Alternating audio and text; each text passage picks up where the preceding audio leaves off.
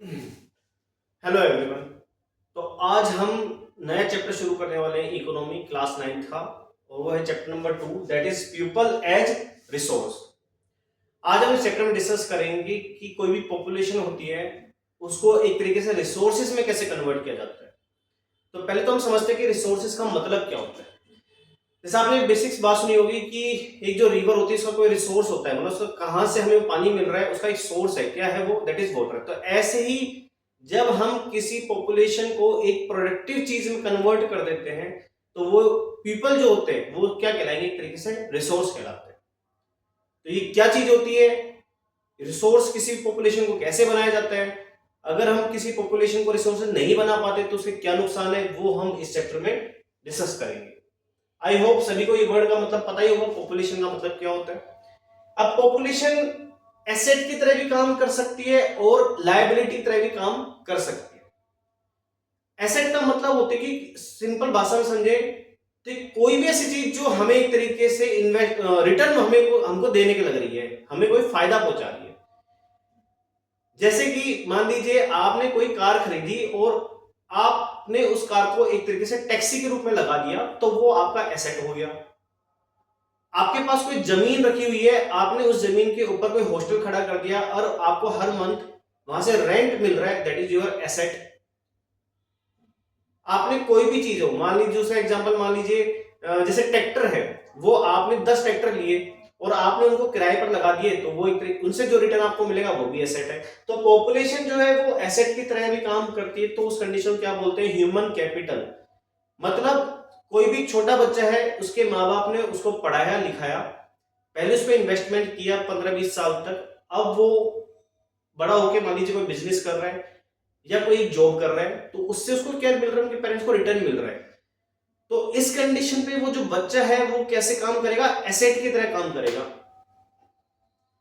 लेकिन मान लीजिए उसके पेरेंट्स ने उस पर ध्यान नहीं दिया, उसकी पढ़ाई लिखाई पर खर्च नहीं किया, जो भी है, तो अब वो बच्चा उन पर बोझ बन जाएगा।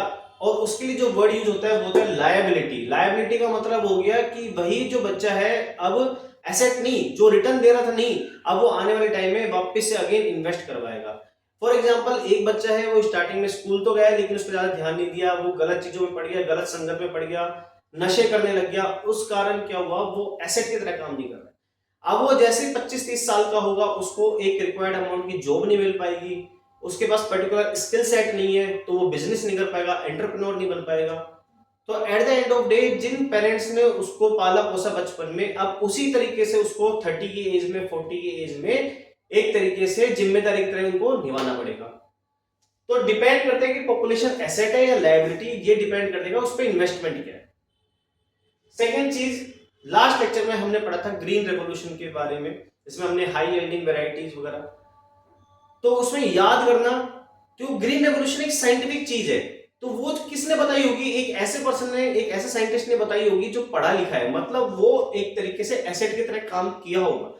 अगर मान लीजिए वो एसेट की तरह काम, या वो पढ़ा लिखा नहीं होता, उस पर पढ़ा लिखा का इन्वेस्टमेंट नहीं होता है, तो क्या बताइए ग्रीन रेवोल्यूशन जैसी टेक्नोलॉजी आपके सामने आ पाती? क्या नहीं आ पाती? तो ये सबसे अच्छा एग्जाम्पल है। तीसरी बात, किसी भी कंट्री के अंदर पॉपुलेशन ज्यादा होना या कम होना, पहले बात करते हैं हम। पॉपुलेशन ज्यादा होती है तो फायदे भी हो सकते हैं तो नुकसान भी हो सकते हैं, पॉजिटिव है तो नेगेटिव भी हो सकता है। कैसे हो सकता है? कॉमन सेंस लगाए, ये जो कंसेप्ट अभी ऊपर पढ़ा उसी को पढ़ते हैं। अगर पॉपुलेशन ज्यादा है, मान लीजिए किसी कंट्री की पॉपुलेशन 1 लाख है, अब उसमें से मान लीजिए 1 लाख में से लगभग 90,000 लोग पढ़े लिखे हैं, तो बताइए कंट्री की ग्रोथ में फायदा होगा या नुकसान होगा? फायदा होगा। लेकिन वही पॉपुलेशन नेगेटिव कब हो सकती है? मान लीजिए पूरी पूरी कंट्री जो है वो इलिटरेट है, इतनी पढ़ी लिखी नहीं है, मान लीजिए 5,000 लोग उसमें से पढ़े हुए हैं, तो अब वो जो 95,000 लोग हैं वो उसी कंट्री के लिए एक तरीके से लायबिलिटी की तरह काम करेगी। मतलब अब उस कंट्री को उन्हीं लोगों को सर्व करना पड़ेगा, जहां पढ़े लिखे लोग उस कंट्री को सर्व कर रहे थे, बिजनेस करके, नौकरी करके, साइंटिफिक तरीके से साइंटिस्ट बन के कोई एक ह्यूमन वेलफेयर में काम कर रहे थे, अब वही एक तरीके से पॉपुलेशन नेगेटिव की तरह काम करेगी। क्यों करेगी? क्योंकि वही जो इलिटरेट लोग हैं वो क्या करेंगे? अब सारा बोझ किस पर डालेंगे? नेचुरल रिसोर्सेज पर डालेंगे, और उस वजह से वो जो पॉपुलेशन है एसेट की तरह काम करने वाली थी, वो एसेट की तरह काम ना करके लायबिलिटी की तरह काम करने वाली। नेक्स्ट चीज क्या है कि सॉल्यूशन क्या है? फिर सॉल्यूशन होता है कि गवर्नमेंट अगर प्रॉपर अमाउंट में एजुकेशन और साथ में हेल्थ के ऊपर, दोनों चीज इंपॉर्टेंट है, एजुकेशन और साथ में हेल्थ के ऊपर इन्वेस्टमेंट अगर करती है तो बहुत अच्छा सॉल्यूशन हो सकता है। एजुकेशन कैसे है? मान लीजिए बहुत ही कम पैसे में या फ्री एजुकेशन अगर रिक्वायर्ड लोगों को प्रोवाइड की जाए तो वो एक एसेट की तरह काम कर सकते हैं। दूसरी चीज, एक अच्छी हेल्थ का होना भी जरूरी है।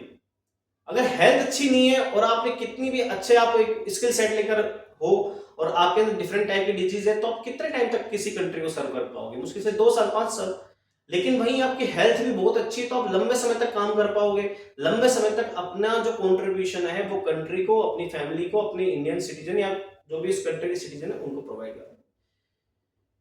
तो मेनली 2 चीज होती है, एक आप एजुकेशन पे अच्छा खर्चा करें, दूसरा आप अच्छी हेल्थ को बनाने में खर्चा करें। तो ये इसका सॉल्यूशन है। इसके बाद वर्ड दे रखा है एक सेक्टर। अब there are 3 different type of sectors, that is primary, secondary and tertiary. आप हायर क्लासेस में पढ़ोगे एक सेक्टर और होता है दैट इज क्वाटरनरी, वो हम यहां नहीं पढ़ेंगे क्योंकि अभी दिया हुआ नहीं है। तो पहला सेक्टर प्राइमरी, दूसरा सेकेंडरी, तीसरा है टर्जरी। सिंपल सा तरीका है, प्राइमरी सेक्टर वो होता है जो कि डायरेक्टली नेचर से रिलेटेड होता है। फॉर एग्जांपल एग्रीकल्चर, वो डायरेक्टली नेचर से रिलेटेड है, तो उससे रिलेटेड जो भी काम होगा सब किसमें आ जाएगा? Primary sector. सेकेंडरी सेक्टर होता है वो जो प्राइमरी सेक्टर में जो भी चीज है उसको एक तरीके से वेलफेयर में यूज हो रही है, दैट इज मैन्युफैक्चरिंग का कोई भी काम हुआ वो किसमें आ जाएगा? सेकेंडरी सेक्टर में। मान लीजिए टेक्सटाइल की कोई मिल है, वो सेकेंडरी सेक्टर। और टर्जरी सेक्टर थोड़ा सा और एडवांस लेवल हो जाता है, लाइक बैंकिंग का कोई भी काम है, इंश्योरेंस का काम है, वो सब इसमें हो जाता है। अब इसके एग्जांपल मैंने ज्यादा यहाँ नहीं लिखे हैं, आप जब चैप्टर नंबर 2 को पढ़ोगे तो उसमें एग्जांपल्स जो है वो डिटेल में आ जाएंगे। बेसिक्स के लिए अपने को यहां से कवर कर लेते हैं कि प्राइमरी, सेकेंडरी, टर्जरी सेक्टर होता क्या। ठीक है, अब आगे बढ़ते हैं। 2 टाइप की एक्टिविटीज आपके चैप्टर में दे रखी है, पहली है मार्केट एक्टिविटीज, दूसरी है non market. Non market activities वो होती है जो मार्केट से रिलेटेड कुछ है ही नहीं। लोग, किसी इंसान के पास मान लीजिए खेत है, उसमें वो सब्जियां उगाता है, वो सब्जियां उगाई और अपने फैमिली कंजप्शन में उसको यूज किया और खत्म कर दिया, मतलब उससे कोई अपन ने पैसे नहीं कमाए, कुछ नहीं किए, दैट इज क्या हुई? वो नॉन फार्म एक्टिविटीज। लेकिन मान लीजिए उन्हीं सब्जियों को मैं मार्केट में ले जाकर के बेचता हूं, उनसे पैसे कमाता हूं, वो किसमें आ जाएगी? Market activities. तो नॉन मार्केट एक्टिविटीज में कोई रिटर्न नहीं है, जो कुछ उगाया अपने फैमिली में कंज्यूम किया, दैट्स इट। लेकिन मार्केट एक्टिविटीज में जो कुछ उगाया वो हम क्या कर रहे हैं? मार्केट में ले जाकर के बेच रहे हैं और उससे पैसे कमा रहे हैं। नेक्स्ट एक वर्ड दिया हुआ that is division of labour. Division of labour को वैसे तो हम जनरली जो वर्ड होता है हम एनिमल टिश्यू में पढ़ते हैं कि हर एक सेल का अपना एक, हर एक टिश्यू का अपना एक फंक्शन होता है। डिवीजन ऑफ लेबर को हम यहाँ कंसिडर करें तो यहाँ पर मैन और वुमेन के बारे में बता रहे हैं। जैसे कभी आपने क्या रियल लाइफ में कभी ऐसा देखा है कि किसी आदमी को घर घर जाके बर्तन धोने का काम देखा है क्या? कोई, देखो मैं एक्सेप्शन की बात नहीं कर रहा हूँ, हम जनरली एक मोटे मोटे तौर पे उसको कंसिडर कर रहे हैं, नहीं ना? क्या कभी किसी फीमेल को देखा कि बाहर जाकर के कोई सीवेज को साफ करना, जो एक मैनुअल स्कैवेंजिंग का काम होता है, क्या वो करते हुए देखा? नहीं। डिवीजन ऑफ लेबर का मतलब हुआ कि भाई ये जो काम है वो फीमेल करेगी, इस वाले काम को सिर्फ मेल करेगा। तो मेल यहाँ जो काम कर रहा है वो कैसे हो गया? मान लीजिए बाहर कोई भी रिलेटेड काम हो गया, फीमेल का क्या काम हो गया? जनरली इधर उधर जाके बर्तन वगैरह धोने का, इस टाइप से। तो इसको बोलते हैं डिवीजन ऑफ लेबर, मतलब इंसान के अकॉर्डिंग, उस पर्सन के जेंडर के अकॉर्डिंग उस काम को बांट। एक वर्ड दिया हुआ है इसमें जीडीपी, मैंने यहां पर आपको सिर्फ मतलब समझाना है। जीडीपी का मतलब होता है ग्रोस डोमेस्टिक प्रोडक्ट। ये होता क्या है डिटेल में हम जब 11th क्लास का पढ़ेंगे उसमें देखेंगे, बट एक बेसिक बता देता हूं। जीडीपी का मतलब होता है ग्रोस डोमेस्टिक प्रोडक्ट, मतलब एक कंट्री, वापस सुनिएगा, एक कंट्री, उसकी एक बाउंड्री है, मतलब ज्योग्राफिकल बाउंड्रीज हो गई, एक साल के अंदर वो कितना प्रोड्यूस कर रहे हैं, that is gross domestic product. वापस सुनिएगा, जीडीपी मतलब ग्रोस डोमेस्टिक प्रोडक्ट, एक कंट्री मतलब उसकी ज्योग्राफिकल बाउंड्रीज, मान लीजिए इंडिया को कंसीडर कर लिया हमने, और वो जो इंडिया है वो एक साल के अंदर कितना प्रोडक्शन कर रही है, उस चीज को क्या बोलते हैं? जीडीपी। अभी के लिए इतना ही, बाकी जब से क्लासेस हम और नोट्स पढ़ेंगे, मैंने आपको श्री राम आईएएस वाले नोट्स बताए थे, उसमें हम डिटेल में इसको डिस्कस करेंगे। नेक्स्ट एक वर्ड दे रखा है ग्रोस एनरोलमेंट रेशियो। इसका मतलब होता है कि 18 से लेकर 23 साल की उम्र के बीच में कितने लोग एजुकेशन इंस्टीट्यूट में एडमिशन ले रहे हैं, that is gross enrolment ratio. तो सीधी सी बात है, अगर जीईआर ज्यादा होगा तो एक कंट्री के लिए अच्छी बात है, वहां ज्यादातर लोग लिटरेट होंगे, और लिटरेट होंगे तो वो एक तरीके से कैसा काम करेंगे, वो एसेट की तरह काम करने वाले। तो जीडीपी समझ में आ गया कि एक बाउंड्री के अंदर कितना, एक साल के अंदर कितना प्रोडक्शन हो रहा है, और ग्रॉस एनरोलमेंट रेशियो मतलब इस एज की ड्यूरेशन के बीच में कितने लोग एजुकेशन इंस्टीट्यूशन में एडमिशन ले रहे हैं। अगला एक बढ़ दिया हुआ है बजट। देखिए बजट में से अगर हम इकोनॉमी जाके डिटेल में समझे तो हम इसका बजट इकोनॉमिक सर्वे डिटेल में डिस्कस करेंगे, लेकिन हम बजट वर्ड तो अपन जनरली घर में या किसी हॉस्टल में रहते हैं तो भी डिस्कस करते हैं। हम कोई भी चीज परचेज करने जाते हैं तो ये बोलते हैं कि हमारा बजट अलाउ कर रहा है नहीं कर रहा। तो बजट अगर हम इकोनॉमिक पॉइंट ऑफ व्यू से समझे तो क्या मतलब होता है, इसका मतलब होता है कि अपकमिंग ईयर के लिए सरकार ने, एक साल का जो एनुअल फाइनेंशियल ईयर होता है उसके लिए सरकार ने क्या क्या चीजें किस किस सेक्टर के लिए डिसाइड की हुई है। जैसे अभी 2024 से 25 का बजट आया है, उसमें क्या हुआ कि इतने अमाउंट का पैसा इंफ्रास्ट्रक्चर में लगेगा, इतना अमाउंट एग्रीकल्चर में, इतना अमाउंट वुमेन के वेलफेयर में जाएगा, इतना अमाउंट एजुकेशन के लिए, इतना हेल्थ के लिए।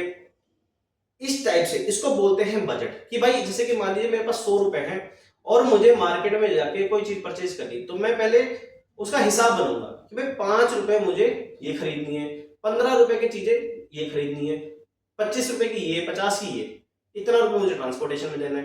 तो वो मेरा एक बजट सेट हो गया, उसको हम क्या बोलते हैं, बजट। होता क्या है, कौन इसको पास करता है, क्या इसका प्रोसीजर होता है, क्या डाटा होता है, वो हम डिस्कस करेंगे जब बजट और इकोनॉमिक सर्वे हम डिस्कस करेंगे। नेक्स्ट एक वर्ड है अनएम्प्लॉयमेंट। एम्प्लॉयमेंट वर्ड तो आप सभी ने सुना होगा।